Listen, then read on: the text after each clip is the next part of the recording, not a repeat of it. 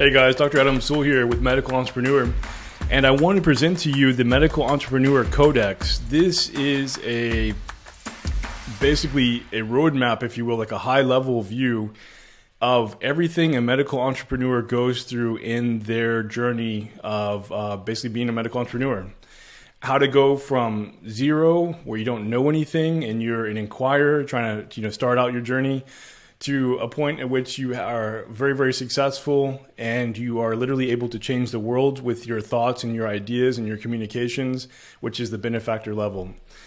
Not everybody goes all levels. You don't have to. A lot of people will stop during the journey because they will have reached their goals and maybe they focus on other things.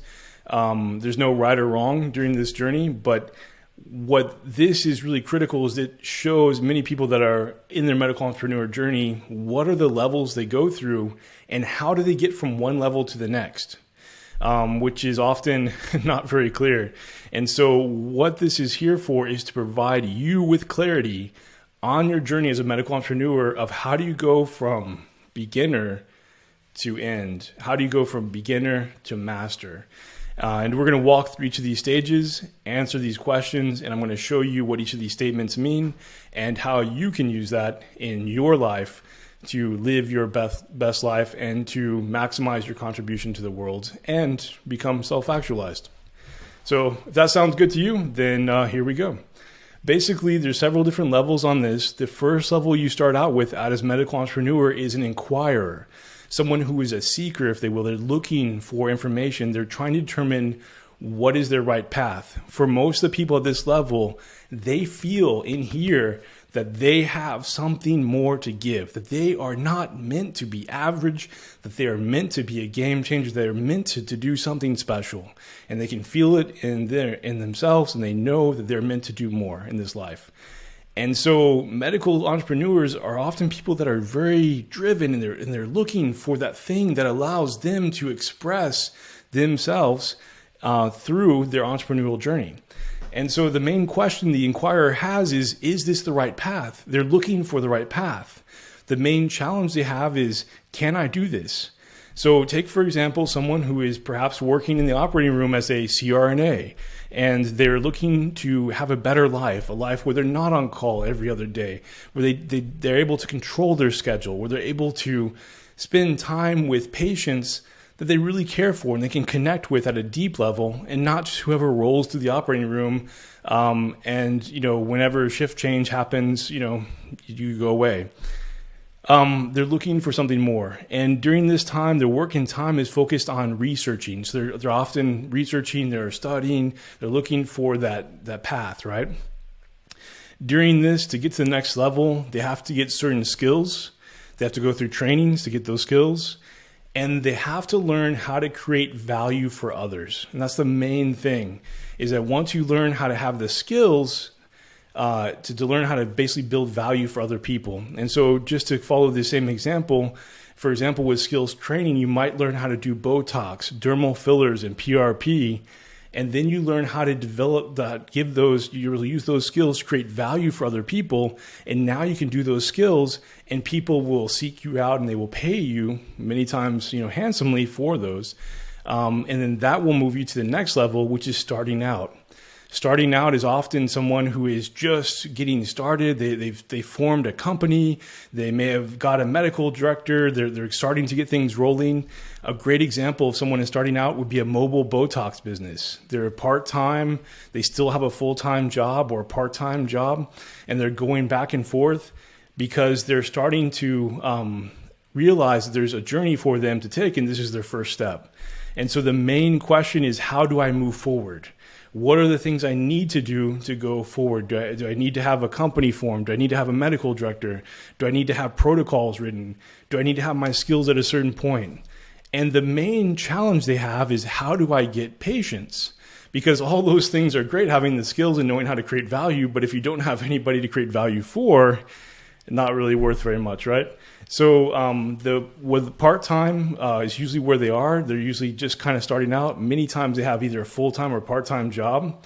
And to move to the next level, they have to get a winning message and a winning offer. And so what that means is that the message is, how do they communicate clearly to the people they wish to serve who they are, and how can they deliver an offer that would make those people basically say, hey, I'm interested. I want to work with you. I want to get Botox from you. I want to get dermal fillers from you. I want to get PRP. If you are in a medical expert business where you're basically using your knowledge of the operating room or your knowledge of medicine to basically be a consultant, how do you get attorneys to want to work with you? What messaging do you provide them? What offers do you give them, etc., for them to give you cases? The next level beyond that is booster. And so when you get to booster, somebody who is operating their business, at this point, they're usually full-time or pretty close to it. This is somebody who maybe is either completely full-time and has left the OR, or they're doing something, for example, where they work 2 times a month, or they work 3 times a month, but primarily their focus is on their entrepreneurial journey and not on having a job. And so their main question is, how do I grow the practice? Because they're just starting out, they don't have enough business yet to really support themselves, and they're trying to balance that, staying on this step and getting to the next step, The main challenge they have is, how do I consistently get more patients? And this is the most important challenge, because getting more patients is really the lifeblood of your practice. And at this point, once you're able to master this challenge, by building what's called a click practice, you're able to do that. And just to stop there and say, what is a click practice? Click practice is a term that basically means all of the things that someone would interact with regarding your practice that would basically allow them to interact with you. So for example, let's say you are a medical spa and you have a physical office, and your physical office has, your chair, it has your calendar, it has your syringes, etc. That's your medical practice. Your click practice would be your Instagram account, your Facebook account, your website, your messaging, things you might give away to people. For example, a guide as to what are the non-surgical techniques that are available in aesthetics. How do you get wrinkles to go away? How to look younger? How do you get your skin tone to be better? Those are all things that would be considered part of your click practice. It automates your communication, it automates your marketing, and it automates your sales. And once you have that, that solves the problem of consistently getting more practice. And just as an FYI, we have a software called Click Practice that basically builds this out for you, because this is probably one of the bigger stumbling blocks that people have on their journey. Once you're able to get your click practice built, then you go to the maker level. At the maker level, your main question is, how can you leverage your time? Because on Maker, what's happening is that you've been able to get new patients consistently. And many times, once you get your click practice built, what happens is you have more patients than you can even handle. And then your main challenge becomes, how do I make more money without spending more time? And many times your work level at this is an overtime work level. People are usually working 50, 60, even 70 hours a week. And they're the primary mover and shaker of their practice or of their business. And the answer to go to the next level on this is to build repeatable systems and repeatable fulfillment. And what that means is that you have to have systems that you build for yourself initially that are so easy, they're so repeatable that you could do it in your sleep. We have a saying in anesthesia that you always want to have your setup in your operating room to be so simple that even you could do it with your eyes closed at 3 a.m. And that's what you want to do here. You want to have systems that are so easy to fulfill and so repeatable that you could do them in your sleep, because once you build that system, then you can offload it to other people, which brings you to the driver level. In the driver level, the main question you have is, what can I offload to others? Your main challenge is, how do you build a team that can deliver great results? Because at this point, you realize there's only one of you. There's only so much that you can do. There's so many hours you can work. There's so many days you can work. And so the question is, how can you have others basically step in and start to offload some of that work off of you so you can get your free time back? Because eventually you'll need to be working on the business and not in the business. And so the way that you do that with your work time is you start to delegate. Rather than you doing everything, you build these systems and you delegate others to do it. And you have systems to monitor their progress and their work so that you know that they're doing a great job and you can see with metrics how they're doing. The main step to the next level is to replace yourself with your team. You want to basically back yourself out of the business, if you will. So you're basically not doing all the work yourself, but instead you're getting to a higher level where you can start to manage other people doing the work. And when you're able to do that, you become captain. And the captain is kind of like it sounds, like a captain of a ship. Your job is not to do the thing, but to be the person who tells other people to do the thing. And your main challenge, main question is, how do I get the team to win? How do you get other people organized in such a way that they can win successfully and repeatably? The main challenge is, how do you grow a winning team? Because what will happen is you'll hire a few people initially, and as you offload more, you'll grow more.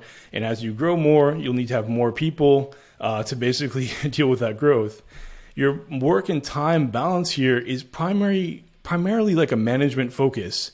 Sometimes people on the captain level may still do some practitioner kind of skill set things. For example, they may still do Botox, dermal fillers, etc. They may still run ketamine infusions. They may still do whatever. But basically, their goal and their focus is now shifting heavily into management as their primary focus. The next thing that you have to do to get to the next level is to build team leaders and to build a management structure, because now you will have teams of people doing things, but you can't manage all of them. You have to find other people to manage those teams. And then once you have team leaders, you're able to move to the next level, which is CEO. In CEO, you're basically wanting to do, to basically take these team leaders and these other teams and then direct the teams to work together to solve problems, to help grow your business. Your primary challenge should be, at this level, how do you grow your company? At this point, you're essentially primarily focused only on building the business.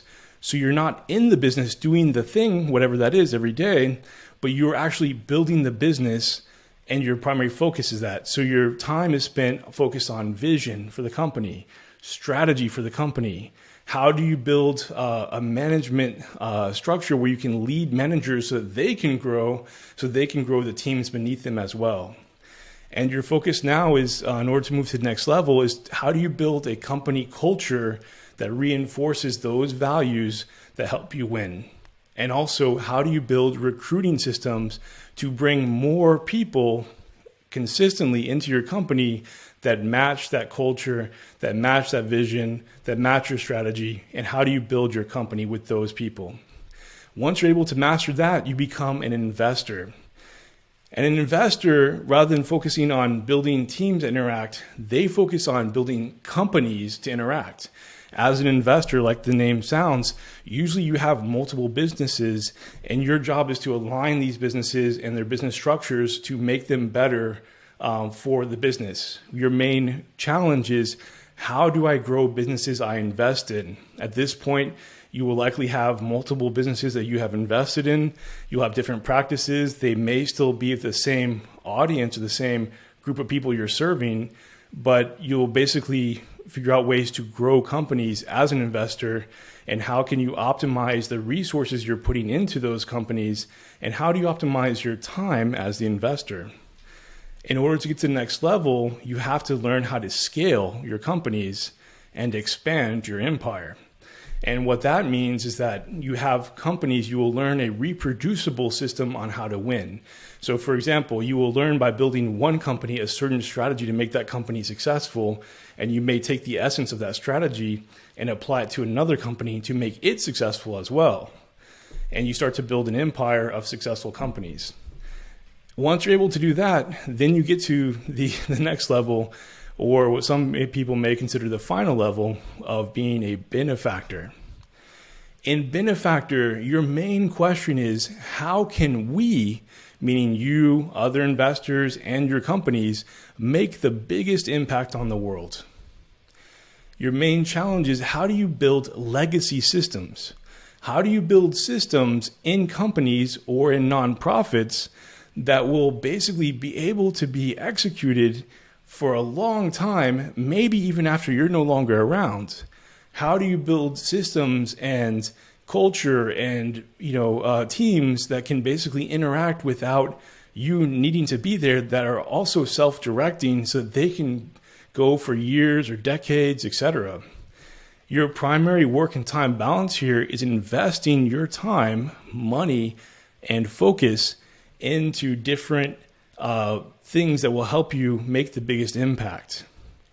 And to get to the final level, or to optimize yourself, if you will, is to basically maximize your contribution to the world and to receive self-actualization, where you come to realize, wow, I have basically started from scratch. I've built an empire. I've made a lot of money. And now I've been able to give back to the world. And now I've been able to complete this journey of being a medical entrepreneur. And being at this level is very special because you're able to make amazing contributions. And you also have a very interpersonal journey on this level as well. So this is basically the Medical Entrepreneur Codex. It explains every step from beginner to a master, and what different challenges, questions, the work-time balance, and most importantly, the steps required to go to the next level for each of these steps. I hope you find this is very useful.